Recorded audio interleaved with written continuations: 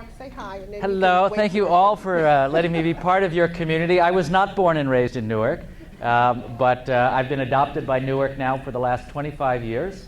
And I like to think of myself as an honorary son of Newark now, because I have an honorary sister in Newark. So that's how it works. So we're gonna change the schedule around just a little bit, and we're gonna move right to the VIPs. And Carol, so why don't you take over? Okay. Thank you very much. So I want to get the rest of the program rolling. I want to start by giving you all a broad introduction to what is it that we mean when we say the African American Brain Health Initiative. And this is a partnership that's been a decade long between myself from the Center for Neuroscience. I'm a professor of neuroscience here at Rutgers, and Diane Hill from the Office of University Community Partnerships. And we brought together these two different aspects of the university, and we were motivated by the fact that African Americans have numerous brain health disparities. The one that we most focus on is the fact that there's twice the risk of Alzheimer's disease in this community. But that's not all. There's also high levels of depression, high levels of brain strokes, and significantly less sleep. And all of these come together to produce a real crisis in brain health. Our approach was to take there are three main missions at Rutgers University, and our approach was to take all of them and bring them together. One is community engagement, spearheaded by Diane Hill and her office. The other is research and scholarship, one of the main missions of the university, and teaching and training, which is why we are an educational institution at core. And at the intersection of all these three, we have the African American Brain Health Initiative, which draws on and contributes and brings together these three different threads of the university. We do this with all of you. This is a slightly out-of-date map, but as you can see, we have partners throughout the city. And as someone before me said, we have city, we have state, we have faith-based organizations, community organizations, all coming together all throughout the university. And for the last 10 years, we've done a variety of programs. We've had aging and brain health programs for seniors. We've had Alzheimer's disease awareness programs that we brought out into the community, to churches, to senior centers, and more recently to public housing. We did a dementia caregiver support day, and we've done, in cooperation with Margaret Camreri and the American Heart Association, brain and heart healthy soul food cooking classes. And so for the last 10 years, our primary mission has been to do these kinds of outreach and community education. But in the last 2 years, with the support of the Department of Health, we've grown tremendously in the last 2 years. And a big part of the way we've grown is our expanding, and one of our main missions is Alzheimer's awareness. We want to explain to the community and communicate and explain the what, the when, the where, the how of Alzheimer's disease, and particularly why this is a topic of such importance to the African American community. Why are African Americans most at risk? And the good news is that it's probably not destiny. In Africa, the rates of Alzheimer's are no greater than they are here. So it's something specific to the African American community here. We think for a variety of other research having been done, that these are mostly due to modifiable lifestyle, diet, and behavioral factors. And that's good news, because the word modifiable comes at the very beginning. These can change. So altogether, our mission is very simple. Our mission is to empower you, to empower the community to take charge of your own brain health, and to help you to do that. We've just heard before that we've just had a recent infusion of support from the Department of Health, thanks to Carolyn Daniels and her office. They are now not only our program managers, but our partners. And our objective is for older African Americans in Greater Newark to ultimately to work together to understand how to reduce these disparities. And we have a number of projects that are part of this. One is to collect 1,000 health and lifestyle surveys. Now, did everybody here fill out one of them? We see a raise of hands. Okay, that's really important, because that's part of what our mission is from the Department of Health, is to get 1,000 people from the community to fill that out so we can get a really good picture of what the community looks like with regarding to brain health now. We have begun 20-week Zumba-based dance classes as a way to intervene. And in 5 years from now, at the end of the project, actually 4 years from now, we're going to run a national conference on African American brain health here in Newark, which is part of what's going to make Newark a national center for understanding, for research, and for change in the community on brain health. So I've talked about the community engagement, the message, but what's the science side? Where's the research? And so we're driven from the research side from two questions that really have to be answered, that have not been answered yet, not just not answered here, but not answered anywhere in the country. The first question is, what are the causes of the high rates of Alzheimer's disease among African Americans? We suspect that it's due to these various factors, to lifestyle, to diet, to physical activity, but we don't know which ones are more important, we don't know how they interact, and we also don't know how they interact with issues of genetics and family history. And so there's a big hole there in our knowledge, and we have to fill that knowledge by understanding how these factors work and what are the pathways. What are the factors? Why is it that some people, you all know there's some people until 95 are just sharp as a tack, and there are other people who in their 60s or 70s or 80s start to go downhill. What's the difference between those two groups? How can we understand these different pathways and in particular characterize and take control of the pathway to the best brain health? And that's the knowledge that we need. The second question is, what interventions can reduce these high rates and can improve memory, all of your memory, and help that everyone keep their cognition vital into old age? What can we do to change what some people might think of as inevitable destiny and bring everybody as possible into that pathway to good brain health? And those are the two questions. So when we talk about research, what we're talking about is trying to find the answers, the right answers to these really important questions. And as a neuroscientist, as a professor, I have a lab, I have postdoctoral fellows, graduate students, undergraduates, many of them back here they'll meet. But we alone, sitting in our laboratory, can't answer these questions, okay? What we need is we need you. We need your help. And we understand that there are many barriers to getting everybody to participate. The burden is on us to explain the benefits of research, to work with you so that the community understands that this is not us doing research on you, this is us doing research with you.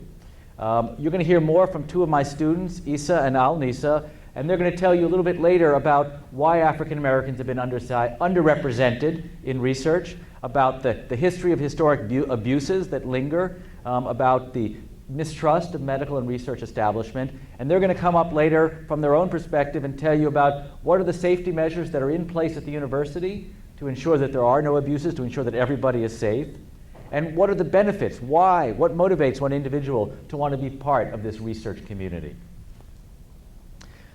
With that as sort of the barriers that we know we have to overcome, the barriers of communication, the barriers of trust, we have two studies ongoing right now, and there are two studies that we have that are designed to address those two really important questions.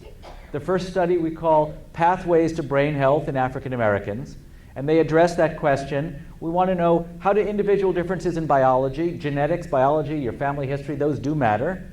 How do they interact with the behaviors, the choices that you make, your diet, your sleep, your physical fitness, to determine which pathway you're going to take over the rest of your life, whether it's going to be the pathway down to dementia and Alzheimer's, or whether it's going to be the pathway to cognitive vitality. So to do that research, we need you, and by you in this case I mean those of you who are 65 and older, to participate in the research. And we don't just, this isn't just a one-shot thing. This isn't just come by, we want to do a test. We want to be your partners for life.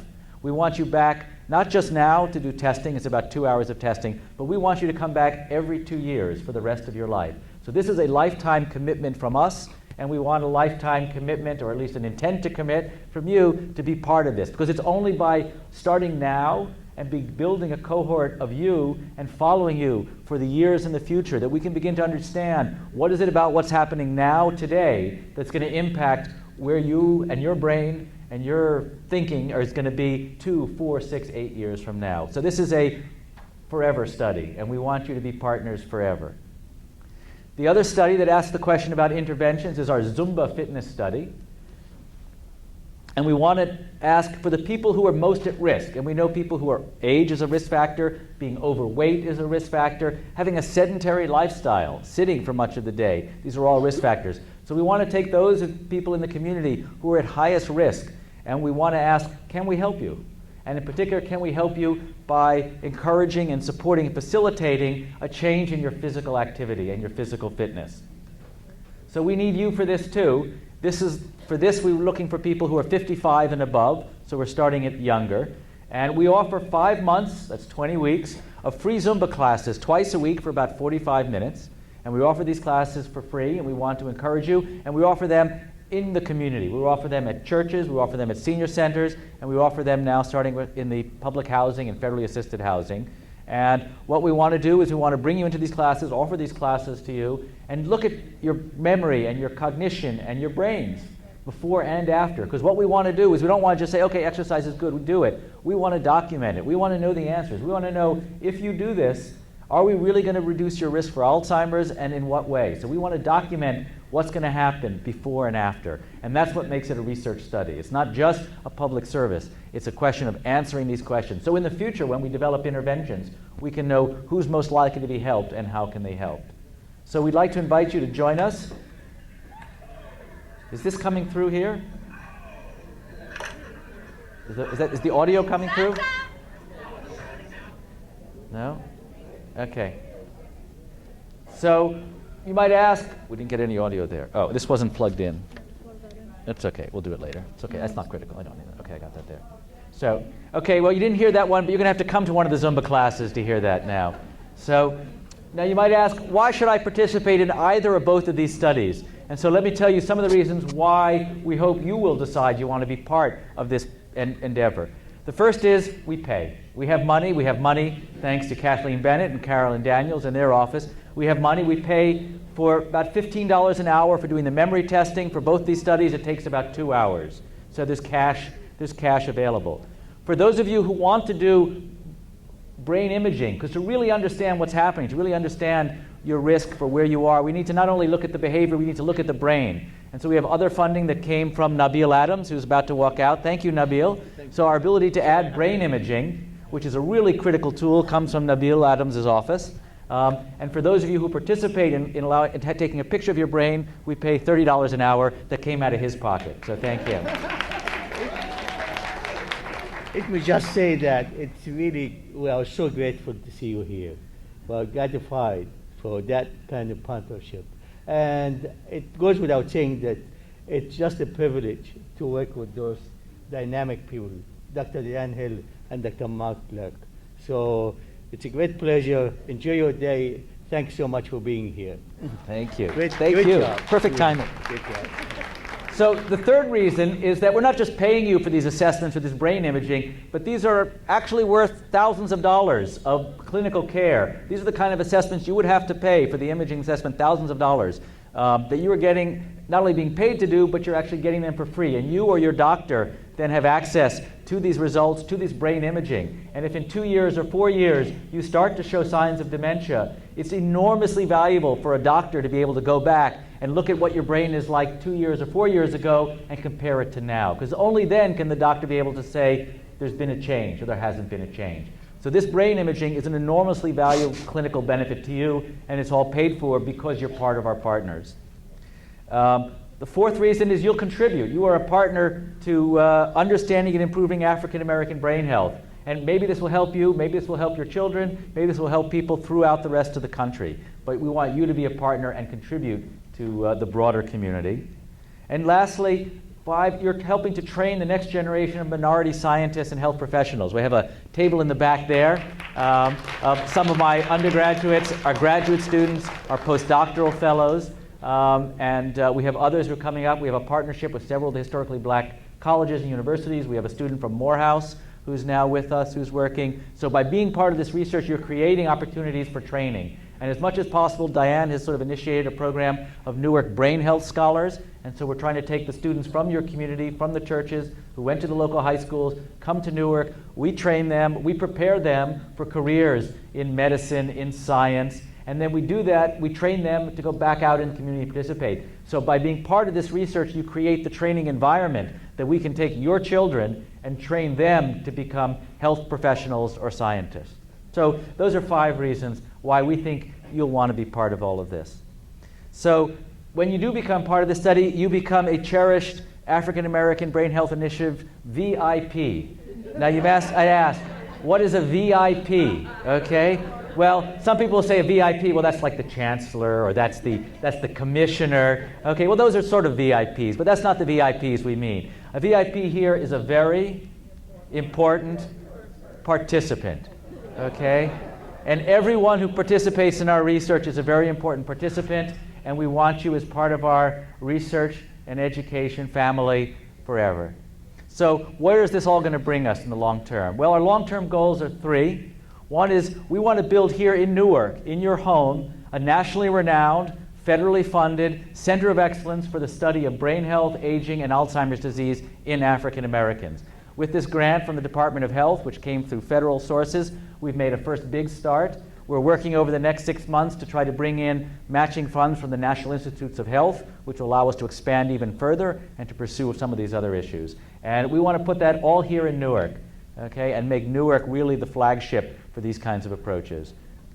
2, we want to reduce the rate of Alzheimer's disease very clearly. We want to reduce it among African Americans, both here in Newark. That's our sort of immediate goal. But we think the work that we're doing here, we know the work that we're doing here is going to have a broader impact nationally. And lastly, although we are not clinicians, we are doing research. By building a research infrastructure here, we then have the capacity to work with the hospital, with Rutgers Behavioral Health Sciences, with the medical school, to encourage them and work with them to improve the clinical care. So our ultimate goal then is within this research environment, we can use that as a leverage to get the hospitals and clinics to increase the clinical care and improve the doctors who are available to you and your families. So those are where we want to be. Those are where we've begun to be. And today is sort of one of our next steps to moving towards those goals. So we thank you all very much. And we're going to move next to Diane. You're in charge of who comes next and what's next. I think we're going to bring up Glenda. So one of the things that we did with support from the Department of Health is we brought Glenda, who's been an enormous asset to our program. And Glenda works with us. Come on up. Did you want to say? Sure, I want to say something about Glenda. Well,